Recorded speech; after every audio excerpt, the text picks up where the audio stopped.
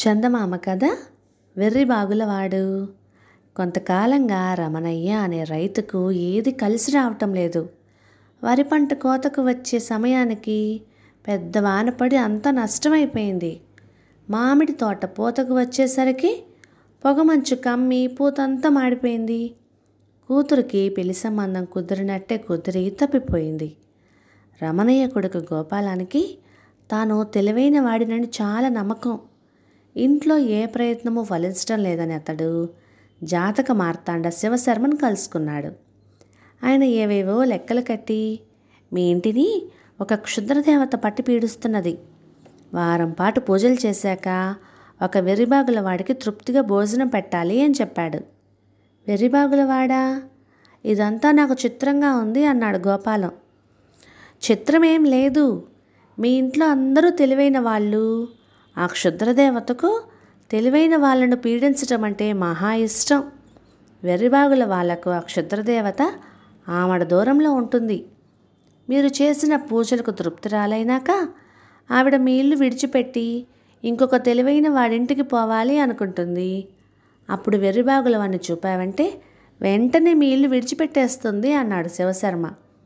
గోపాలం ఇంటికి వెళ్ళి తల్లిదండ్రులకు ఈ విషయం చెప్పాడు. మనకు వెర్రిబాగుల వాడెక్కడ దొరుకుతాడురా అన్నాడు రమణయ్య. అప్పుడు గోపాలానికి వీరభద్రం గుర్తుకొచ్చాడు. వీరభద్రం సూరయ్య కొడుకు.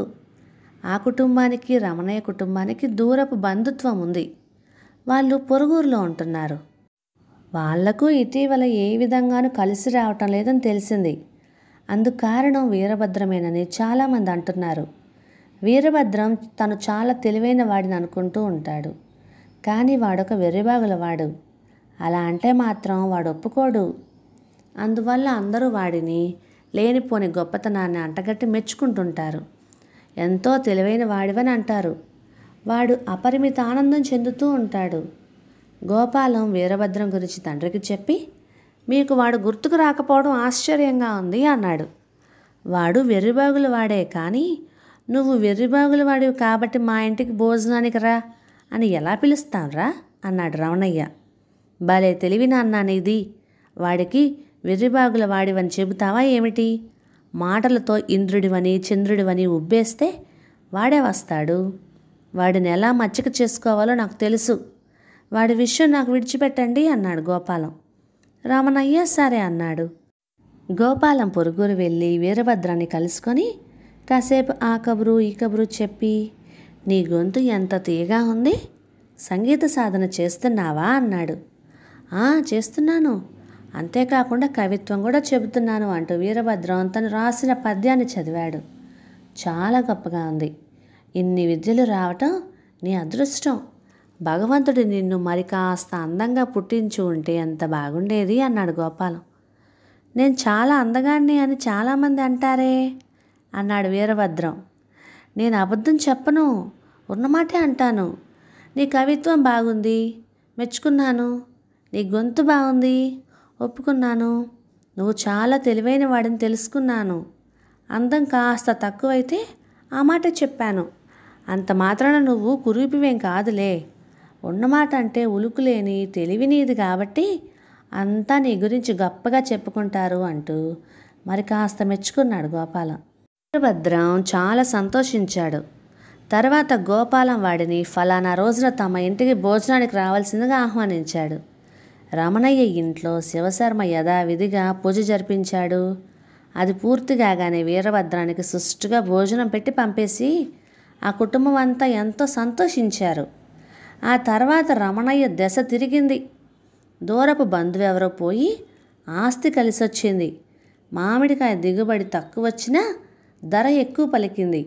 రెండో పంటలో వరి రెట్టింపు ప్రతిఫలాన్నిచ్చింది. కూతురికి చక్కని సంబంధం దొరికి పెళ్ళైపోయింది.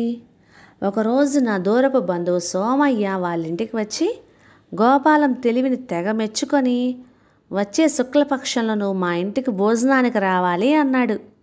అంతే, గోపాలం కొంచెం గాబరా పడిపోయి, నీ ఆహ్వానం చిత్రంగా ఉంది, నువ్వు కానీ ఏమైనా క్షుద్రదేవత పూజలు చేయిస్తున్నావా అని ప్రశ్నించాడు. అవును, ఆ విషయం నీకులా తెలుసు అన్నాడు సోమయ్య ఆశ్చర్యంగా. గోపాలం జరిగిందంతా సోమయ్యకు చెప్పి ఆ పూజ తర్వాత ఒక వెర్రిబాగుల వాడికి భోజనం పెట్టాలి. నా వంటి తెలివైన వాడికి కాదు.